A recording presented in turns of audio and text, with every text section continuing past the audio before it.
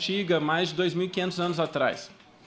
Eles haviam desenvolvido todo um modelo educacional que foi muito bem sucedido, tanto que, até hoje, o pensamento grego influencia o mundo inteiro. Não é à toa que, passados tantos anos, a gente ainda continua lendo Platão e Aristóteles e Sócrates e vários outros. E esse modelo se chamava paideia. Quando os romanos, então, dominaram o império, ou expandiram o seu império, né, e dominaram a Grécia, eles absorveram esse modelo educacional da paideia, com algumas adaptações para a realidade deles, mas continuaram utilizando aquele mesmo modelo. E aí Paulo, então, chega e fala para os cristãos, olha, é para vocês criarem os seus filhos na disciplina do Senhor e também na paideia do Senhor. E o que é que eles entenderam, então? Bom, a gente precisa, então, utilizar esse modelo educacional que os gregos inventaram com os nossos filhos, a paideia.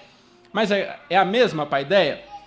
Não, porque os gregos eram pagãos. E aí, então, Paulo fala, olha, é a paideia do Senhor. Agora é para vocês pegarem esse modelo educacional e redimirem, e trazerem ele diante do Senhor.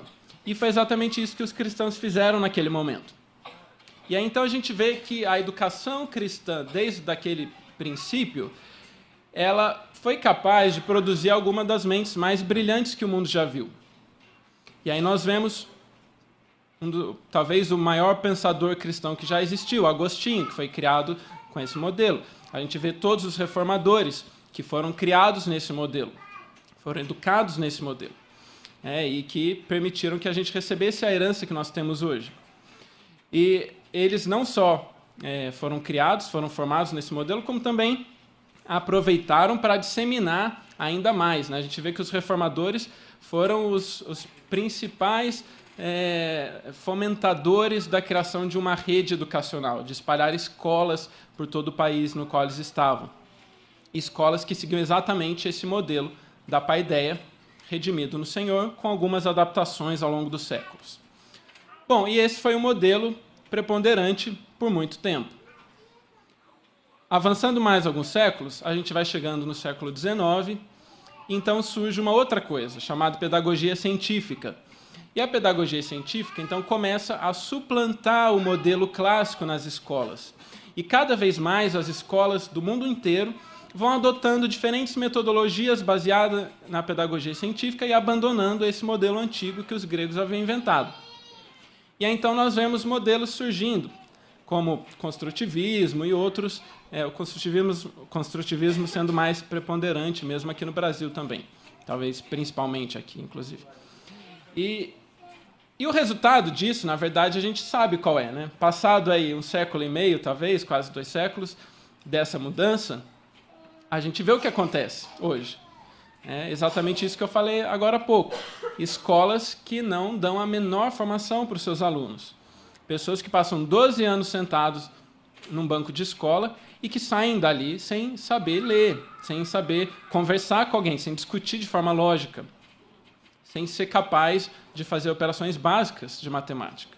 Isso é extremamente triste, né? E aí o que acontece? Bom, chegando lá no fim dos anos 40, no pós-guerra, tem uma senhora lá na Inglaterra, na Universidade de Oxford, chamada Dorothy Sayers, que em sua época foi talvez a maior especialista em estudos medievais, e ensinava isso na universidade. Ela também era uma escritora, escrevia sobre vários temas diferentes, inclusive livros policiais, peças de teatro, livros de teologia e vários outros. E aí, então ela deu uma palestra lá na Universidade de Oxford que realmente causou um impacto muito profundo. Ali naquela palestra ela diz, olha, nós estamos vendo naquela época o resultado, 60 anos atrás, mais. Ela dizendo, nós vemos o resultado hoje dessa educação progressista. Alunos que saem das escolas sem saber nada.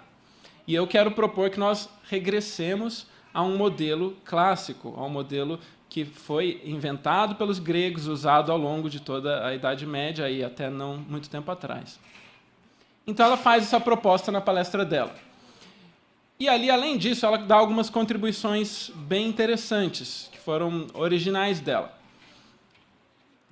Para vocês entenderem um pouquinho, o modelo clássico, entre outras coisas, depois já que ele havia sido adaptado pelo mundo romano, pelo mundo latino, eles dividiam o aprendizado ali em alguns ciclos, em algumas disciplinas também, e a primeira parte eles chamavam de trivium, que era composta por 3 grandes disciplinas: a gramática, a lógica e a retórica.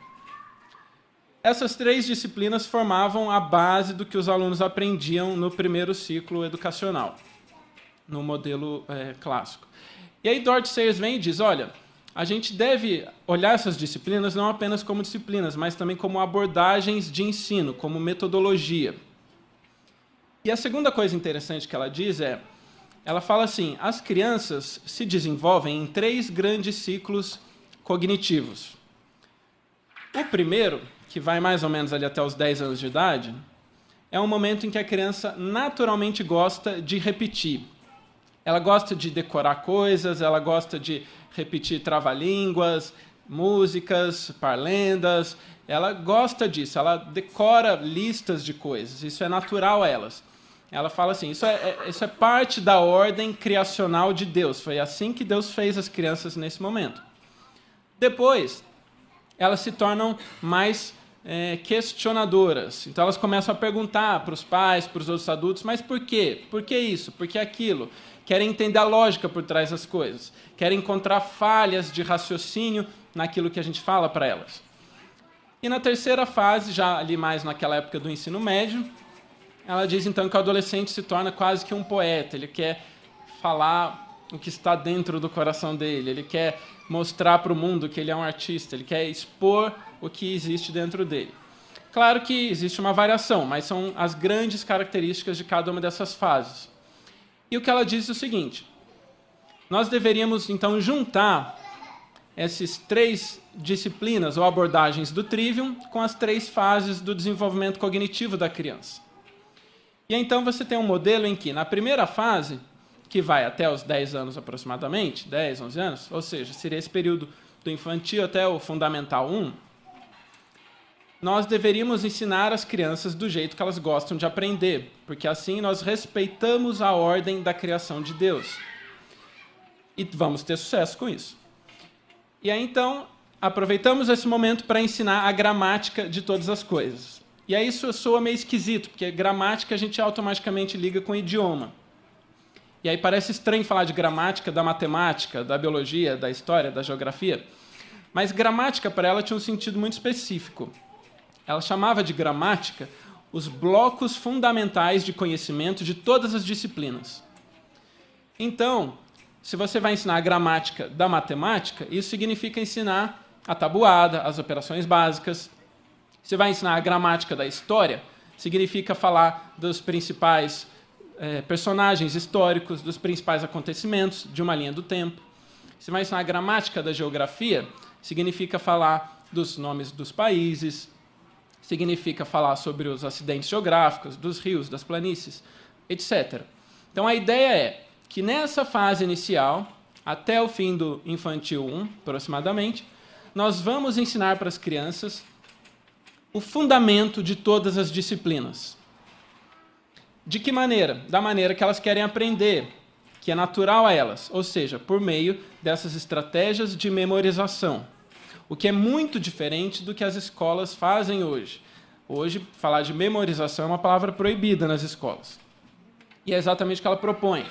Então, nós vamos instigar as crianças a memorizarem uma série de conhecimentos, de fatos básicos de todas as disciplinas, para que, então, na próxima fase, que seria equivalente aproximadamente ao Fundamental 2, elas sejam capazes de raciocinar de forma crítica sobre aqueles fatos que elas já aprenderam. Porque o que acontece? Hoje se fala, a gente precisa ensinar as crianças a raciocinarem de forma crítica. E, de fato, isso é verdade. O problema é que as escolas querem fazer isso com crianças de 3 anos de idade, de 4 anos de idade. Como uma criança de 3 anos de idade vai raciocinar de forma crítica sobre alguma coisa que ela não sabe nem o que é? Só é possível criticar algo quando nós sabemos o que é esse algo. Não se pode criticar o vazio. Então, para ter um raciocínio crítico posteriormente, primeiro é preciso que a criança tenha aprendido os fatos básicos de todas as disciplinas. E é isso que ela propõe. E aí, então, na segunda fase, nós vamos trabalhar de forma crítica, de forma a discutir os temas. Então, se lá no ensino fundamental 1, a criança simplesmente aprendeu que no dia 7 de setembro de 1822, Dom Pedro I, lá às margens do Ipiranga, proclamou a independência do Brasil, agora, nessa segunda fase, ela vai se perguntar, por quê? Como foi que isso aconteceu? Por que ele fez isso? Quais as consequências disso? E aí, então, vai raciocinar de forma crítica e vai discutir com o professor sobre isso e vai discutir com os outros alunos. A gente vai utilizar, por exemplo, rodas socráticas, debates nesse momento. E aí, então, a criança começa a raciocinar de forma crítica sobre aqueles temas que ela aprendeu anteriormente.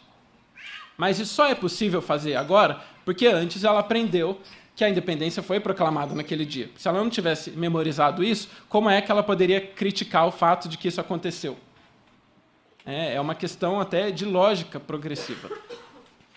Então, finalmente, na última fase, que seria equivalente ao ensino médio, aproximadamente, nós tentamos criar, então, uma síntese de tudo que a criança aprendeu, memorizou, tudo que ela discutiu de forma lógica, de forma crítica, e então fazemos uma síntese disso tudo para que o adolescente ali, então, seja capaz de expressar aquilo tudo com as suas próprias palavras, de forma bela e inteligente e inteligível. Então, de forma que, ao fim do ciclo escolar, você forme alguém que seja capaz de saber as coisas, de criticar, de encontrar falha no raciocínio dos outros, de entender o seu próprio raciocínio e de expor isso de forma bela, de forma lógica, com eloquência. E aí vocês podem pensar, poxa, isso é bastante diferente do que as escolas fazem, será que dá certo? Bom, por 2.300 anos deu certo. Aí fala, mas agora o mundo está tão mudado, não sei se vai dar certo.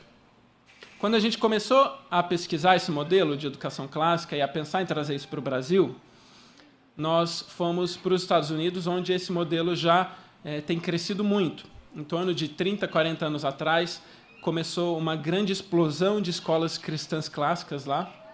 Hoje tem mais de 400 já nos Estados Unidos. E nós fomos lá conhecer, já algumas vezes. E a primeira vez que eu fui, eu fiquei extremamente impressionado. Porque nós fomos num congresso, tinha umas 1.500 pessoas, talvez, maioria professores e diretores de escola. Então, lá eles fazem um concurso entre as escolas cristãs clássicas lá dos Estados Unidos, em que eles chamam adolescentes de 15, 16 anos, para que eles escrevam um texto, uma dissertação, em que eles vão defender um ponto de vista sobre algum tema polêmico que está em discussão na sociedade atualmente. E eles precisam fazer isso com raciocínios lógicos e com beleza, com eloquência. Então, eles mandam esses artigos, as pessoas avaliam e escolhem lá os melhores. E aí os melhores vão lá apresentar isso para o público. Então, eles têm que falar por 20 minutos para um público de mais de 1.500 pessoas, formado por professores, por diretores, de memória, eles não podem usar o papel, e eles falam 20 minutos de memória, defendendo um ponto de vista com lógica, com argumentos, com embasamento bíblico, e com uma eloquência, com uma beleza de fala que, sinceramente, a gente não vê nem no Supremo Tribunal Federal aqui no Brasil. Então, quando eu vi aquilo, eu falei, poxa, esse é o resultado de uma boa educação. E pode ser assim. Não precisa ser o desastre que é atualmente. E não só isso, porque essas escolas cristãs, elas têm uma preocupação muito grande em que o ensino seja bíblico, em que o ensino seja todo teocêntrico, né? Ele seja todo ao redor da palavra de Deus. Isso significa, então, que todas as disciplinas são ensinadas de uma perspectiva bíblica. É diferente das escolas cristãs em geral que nós temos, a maioria é assim, em que às vezes começa com uma oração, tem lá um versículo no livro, tem alguma coisa assim, mas que aí chega na aula de matemática, o professor ensina como se Deus não existisse. Chega na aula de história, o professor ensina como se Deus fosse irrelevante. Chega na aula de biologia, o professor ensina como se Deus não fosse levado em consideração. E aí o aluno cresce com uma mente dividida, né? Uma dicotomia ali, que em algum momento ele fala de Deus, em outro momento parece que Deus não existe. Né? Mas não é assim, de fato, porque nosso Deus é o Deus da verdade, então toda a verdade provém dele. Então nós cremos como esses nossos irmãos lá nos Estados Unidos e ao longo da história em tanto tempo, em que é possível ensinar todas as matérias de forma bíblica, mostrando que nosso Deus é o Deus da verdade e que toda a verdade vem dele. Por isso, a educação clássica tem 3 pilares fundamentais. A verdade, como eu acabei de falar, tudo que se ensina na escola precisa ser pautado pela verdade. A bondade, porque nosso Deus é um Deus bom, ele é um Deus de amor. Então, as relações na escola precisam ser pautadas pelo amor de Deus. As relações de aluno com aluno, as relações de aluno com professores e as relações entre os funcionários. Numa escola que siga um modelo desse, não é aceitável que qualquer um, seja aluno, sejam funcionários, sejam grosseiros uns com os outros, que pratiquem bullying uns com os outros e que tratem uns aos outros de forma não cortês ou de forma não amorosa.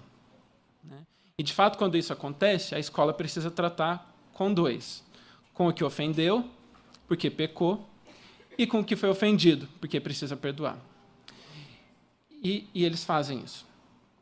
E o terceiro pilar é a beleza, porque nosso Deus é um Deus belo, é um Deus da estética. Tudo que ele cria é belo. A palavra lá em Gênesis, quando fala que Deus criou e viu que era bom, aquela palavra também pode significar belo. Então, Deus criou o mundo e viu que era belo. E tudo que Deus faz é belo. E a beleza, de fato, ela não é subjetiva, ela é objetiva. E o padrão é Deus. E uma escola clássica, ela procura mostrar no seu ensino, no próprio layout do prédio, nas instalações, em tudo, a beleza de Deus. Então, são os 3 grandes pilares que sustentam a educação clássica: a verdade, a bondade e a beleza.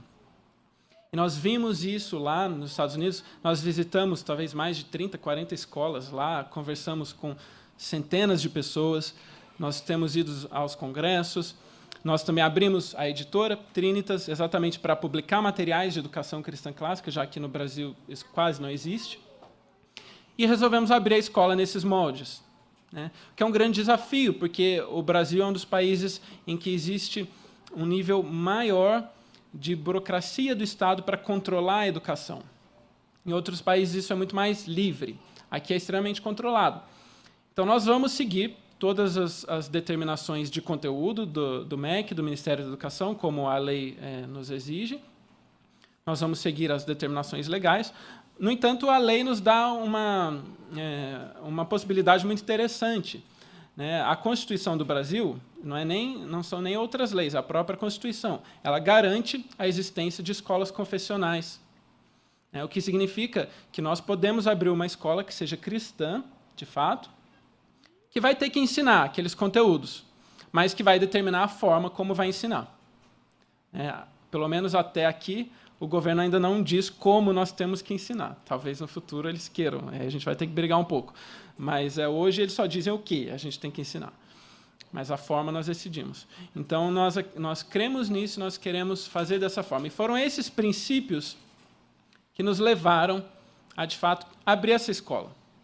A querer ter uma escola cristã que sirva às igrejas, que ajude na formação de crentes, de cristãos, que sejam fiéis à palavra de Deus e que sejam doutos em todo conhecimento, em toda sabedoria, em toda ciência. Que sejam capazes de moldar a cultura ao nosso redor, que sejam capazes de ter discussões de alto nível, de ouvir o discurso de um político, de um acadêmico e falar, olha, tem uma falha no seu raciocínio aqui, você não está sendo lógico, o que você está dizendo não faz sentido. Nós precisamos de pessoas que sejam assim, que tenham essa característica. E é isso que nós queremos ajudar os pais a formarem aqui. A escola, ela não substitui os pais. A escola não tem esse papel, nós não queremos ter esse papel e não vamos ter esse papel. A Bíblia diz muito claramente que a obrigação de educar os filhos é dos pais. Aquele verso que eu li no começo, lá em Efésios 6,4, fala, e vós, pais, não fala, e vós, escolas. Então, a obrigação é dos pais. E a escola é o quê, então? A escola é uma ferramenta. A escola é uma ferramenta que os pais utilizam para ajudar na educação dos seus filhos. E o ideal, então, é que a escola esteja alinhada com os valores dos pais. Então, pessoas que estejam alinhadas com esses valores que nós colocamos aqui, elas podem, então, se utilizar dessa escola como uma ferramenta, como um auxílio na educação dos filhos. Mas, como eu disse, a obrigação é dos pais e é deles de quem Deus vai cobrar, no fim das contas. Eu vou dar alguns detalhes um pouco mais práticos do que vai ser a escola. Tá? Só para vocês entenderem, a escola vai funcionar nesse prédio como um todo. Tá? Aqui vai ser o auditório da escola. Nós vamos utilizar no início das aulas para ter uma oração inicial com a escola toda e cantar, e depois as crianças vão subir para as suas salas. Nós temos educação infantil aqui em cima, e depois as outras salas o André vai explicar um pouco melhor do funcionamento do prédio daqui a pouco. Tá? Esse auditório nós compartilhamos também com uma igreja, por isso que tem uma placa de uma igreja ali que vocês viram, a Igreja Batista Reformada aqui em São Bernardo do Campo. Tá? Mas nem a igreja da escola e nem a escola da igreja, né? Nós compartilhamos o espaço, ainda que eventualmente hajam pessoas que estejam nos dois, né? Mas é assim que funciona. Bom, aqui eu tenho algumas imagens que eu vou passar rápido, porque o André vai explicar um pouco melhor, mas só para vocês verem como vai ficar. Tá? O prédio vai ser finalizado em dezembro, as obras, para nós começarmos as aulas em fevereiro. Tá? Aqui alguns exemplos de sala. Tá? Eu vou passar rápido, porque o André vai mostrar mais depois. Esses são os uniformes. E aí uma palavra sobre os uniformes. Como eu comentei, beleza faz parte do que a escola dos princípios básicos da escola. Isso significa que o vestuário também precisa refletir isso, precisa refletir beleza. E não só isso. As crianças precisam saber, quando elas chegarem na escola, que a escola não é a casa delas, que a escola não é a igreja delas, que a escola não é o playground do prédio, que a escola é a escola. É um ambiente diferente, um ambiente sagrado de aprendizado, em que as crianças vêm para receber uma formação. E o vestuário precisa refletir isso. Então, desde o início, nós tivemos a convicção de que nós queríamos roupas um pouco mais formais para as crianças saberem que elas estão vindo aqui para aprender. Não é simplesmente brincar no playground. Elas estão vindo para aprender. Então, esse que vocês estão vendo à direita, acho que está à direita também, né? À direita. Esses são os uniformes mais formais das crianças mais velhas. Tá? As crianças mais novas, do infantil, elas vão usar uma roupa um pouco menos formal, que é uma camiseta polo, por dentro da calça, ou da bermuda, se tiver calor, e as meninas vão usar uma saia short e também uma camiseta polo feminina, e sapato social. As crianças mais velhas vão usar calça, camisa de botão, as moças saia e camisa de botão. Tá? O blazer não vai ser obrigatório usar todos os dias para as crianças até o Fundamental 2. Elas vão utilizar o blazer, se estiverem com frio, elas podem usar, ou às sextas-feiras vai ser obrigatório. Toda sexta-feira, o horário da primeira aula vai ser capela. Capela significa que nós vamos juntar a escola inteira aqui no auditório e nós vamos ter um momento de louvor e adoração a Deus por 45 minutos. Vai ser uma espécie de um culto em que a gente pode até abrir para os pais, tá? Em que nós vamos, então, trazer uma mensagem adequada à idade das crianças, uma mensagem com a linguagem das crianças, e vamos cantar, e vamos orar e ler a Bíblia. As crianças, eventualmente, vão recitar os versículos que elas estão memorizando, e a ideia é que, conforme as crianças forem aprendendo música, que a gente vai ter aula de música, eu já vou falar, elas venham e participem tocando também. A gente quer que elas façam parte desse momento. E esse momento vai ser mais formal, então aí sim as crianças mais velhas vão ter que vir com o blazer, com o uniforme completo. O do outro lado é o uniforme de educação física. Tá? É uma roupa bem mais informal. Para os meninos, é uma bermuda de tactel com camiseta de malha. E para as moças, também camiseta de malha e calça legging ou uma bermuda também vai ser possível. Então, a ideia do uniforme era realmente mostrar que é um ambiente diferente. Não é o mesmo ambiente que elas estavam em outros momentos. Tá? Os uniformes a gente está vendo com uma confecção aqui de São Bernardo, La Pose, inclusive a Fátima está ali. Ela que vai ser responsável pelos nossos uniformes. Ela faz um material de ótima qualidade, acho que vocês vão gostar muito. Tá? Bom, a respeito da grade curricular, eu sei que está pequeno e não dá para ler direito, eu só queria mostrar aqui que a gente já tem a grade completa, eu posso enviar todo esse material por e-mail para vocês, tá? Para vocês olharem com mais detalhamento depois. A educação infantil tem início às 8 da manhã e termina ao meio-dia. Tá? É um ciclo mais curto, porque são crianças mais novas. Vai ser possível aos pais deixarem as crianças em horário estendido, caso seja necessário. Tá? O que a gente sempre fala é o seguinte: o mundo ideal seria em que as crianças viessem à escola por um período, para receber uma formação aqui mais especializada, mas que passassem também um período bom com seus pais, porque as crianças precisam estar com seus pais. A gente sabe que nem sempre isso é possível, que eventualmente ambos estão sempre trabalhando e não têm condições, às vezes, de ficar com a criança um período mais estendido e precisam que a escola fique por mais tempo. Então, nós vamos oferecer a possibilidade da criança ficar mais tempo, né, nesses casos em que seja necessário. Mas, inicialmente, o horário é das 8 às 12.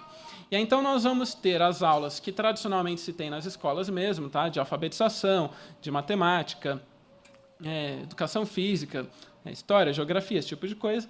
E vamos ter algumas coisas adicionais. Tá? Então, por exemplo, aula de Bíblia, todas as crianças vão ter desde o início do infantil aos 3 anos. Toda semana, todas as turmas vão ter aula de Bíblia. Vale dizer que todas essas aulas que eu estou falando, que elas fazem parte da grade curricular, ou seja, se não vier, toma falta, se for mal, toma nota vermelha. Tá? Reprova, é isso que eu quero dizer. Tá? Então, Bíblia é matéria, não é optativo. Tá? Nós vamos ter aula de artes, também é matéria, não é optativo. Nós vamos ter aula de música, também não é optativo. Tá? Qual é o nosso intuito? Que as crianças aprendam a apreciar arte, que elas aprendam a ter um senso de estética, a avaliar o que é boa arte, o que é má arte. Que elas possam olhar para alguma coisa e falar, isso é belo. Elas possam olhar para outra coisa e falar, isso não é belo. Que elas possam aprender a apreciar música, que elas possam aprender a produzir música, a tocar um instrumento, a ler uma partitura, a cantar em vozes. No Brasil, a gente não tem muito essa cultura, e aí acaba que a gente vira a cultura do funk, né, em que 90% das pessoas ouvem funk o dia inteiro. E não desmerecendo o funk, mas existem muitas outras formas de música que são muito mais elaboradas e refletem muito melhor a beleza de Deus. Bom, então, a gente vai ter essas aulas extras. Além disso, nós vamos oferecer aula de inglês para todas as crianças, desde o infantil, 3 vezes por semana. E aí aqui eu quero fazer um comentário adicional, porque nós sabemos que, via de regra nas escolas, as crianças têm aula de inglês, porque é obrigatório, em algum momento da vida elas vão ter, mas elas não aprendem nada, né? Essa que é a verdade. O que elas aprendem? Nada. Elas saem da escola depois de 12 anos falando o quê de inglês? Nada. Isso é a verdade, nada. A gente não quer que isso aconteça aqui. Tá? Então, nós vamos ter aula de inglês 3 vezes por semana para todas as crianças. E vai ser inglês de verdade. Acho que esse é o slogan do CNA, né? Não copiando o slogan deles, mas vai ser inglês de verdade. A gente vai ensinar inglês para as crianças. Tá? E nós esperamos que, ao fim do ciclo aqui, elas estejam fluentes em inglês. Essa é a expectativa da escola. Tá? Bom, isso para o infantil. Para o Fundamental 1, o horário é mais extenso, é das 7h20 ao 12h20. E aí, então, nós vamos ter como, de novo, todas as matérias que normalmente se tem nas escolas, além dessas outras que eu citei. Aula de Bíblia, aula de artes, aula de música, tá? E também alguma coisa adicional. Então, a partir do 3º ano do Ensino Fundamental 1, nós vamos ter aula de latim para as crianças. E aí isso pode soar muito estranho, porque só muito antigamente que se ensinava latim, né? Vocês vão falar, que coisa, né, desnecessária. Por que latim? Aí tem alguns motivos. Um motivo é que o nosso idioma, o português, mais de 70% das palavras, elas têm como origem o latim. Além disso, bom, e só aprofundando mais nisso, isso significa que alguém que saiba latim automaticamente se torna um falante do português muito melhor. Por quê? A pessoa é capaz de entender a origem das palavras, ela é capaz de saber nuances de significado, ela é capaz de escrever muito melhor e de falar muito melhor. E nós queremos pessoas que dominem bem o seu idioma. O outro motivo interessante para aprender o latim é que o latim é uma língua bastante regular e tem uma lógica toda própria. Por exemplo, na análise sintática, como a gente está acostumado no português, a ordem das palavras muitas vezes determina, né, a função sintática dela dentro da frase, se é objeto direto, né, se indireto, enfim. No latim é diferente, é a terminação das palavras. Então, uma vez que você vai aprendendo as terminações, você consegue brincar com a ordem das palavras e criar frases diferentes. Isso, já tem vários estudos que mostram, possibilitam que as crianças desenvolvam um raciocínio lógico mais cedo e melhor, o que normalmente as leva a irem melhor em matemática. Existe uma correlação direta entre quem aprende latim e quem vai melhor em matemática. Então, nós acreditamos que isso vai ter uma diferença, um impacto interessante na vida das crianças. Tá? Bom, e a última coisa que eu quero falar, que normalmente aqui as pessoas menos gostam, é com relação aos valores de mensalidade. Tá? Para o infantil e o primeiro ano do fundamental, o valor da mensalidade é R$ 1.450 e para o fundamental é R$ 1.700. No entanto, para todas as pessoas que matricularem os seus filhos esse ano, em 2018, nós vamos oferecer uma bolsa de 30% que vai valer até a criança ir embora da escola. Então, supondo que seu filho tem 3 anos e vai se matricular agora com a gente, para iniciar em 2019. Seu filho vai receber 30% de desconto, que vai valer, se ele ficar aqui até se formar o ensino médio, ele vai ter 30% de desconto até o ensino médio. Tá? Essa é uma condição especial que a gente está oferecendo por conta da escola estar começando. Então, a gente quer honrar os pais que vão estar com a gente desde o início e oferecer uma condição diferenciada para eles. Tá? Então, por conta disso, a gente vai oferecer esse desconto de 30% para os pais que começarem a escola com a gente. Tá? E isso vai valer para o resto da vida, até se formar. Né? Espero que não fique a vida inteira repetindo, né? Mas que um dia saia da escola com boa formação. Tá? Pois é bom já aproveitar. E o que mais? Além disso, nós vamos ter um programa de desconto para quem tem mais de um filho. Tá? Então, se você colocar irmãos estudando com a gente, a partir do segundo filho tem 10% de desconto adicional, e aí do terceiro filho em diante, mais 5%. Tá? Ao ponto de que, se você tiver, acho que 15 filhos, alguém tem que fazer a conta aí, você não vai pagar mais a partir desse em diante. Tá? Então, vale a pena ir aumentando a família. E também a gente oferece um desconto adicional de 10% para quem quiser pagar a anuidade toda no começo do ano. Tá? Porque, de fato, a gente chama de mensalidade, mas o termo correto é anuidade dividida em 12 parcelas. Né?